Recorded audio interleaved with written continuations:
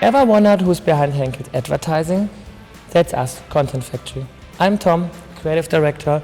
Together with the team, I'm producing everything from TikToks until TV spots. What we do here is top-level content creation. For HCB, for international brands, a believable look, authentic and real. When a request comes in, it's not just about content. We ask, what is the essence? What does the brand need? We decide if we shoot in the studio or on location. I'm often on the road, shaping the look and feel with my team and picking faces for castings. As the content gets more concrete, our producers take over. They handle every detail, from props to the settings. At the same time, we bring in our external experts, stylists, makeup artists, colorists. On set, I'm right in the middle of it all. I check the lighting, hair, makeup. During filming, I'm at the monitor with our photographers and videographers, making live decisions about what works and what still needs some fine-tuning. After the shoot, everything goes into post-production.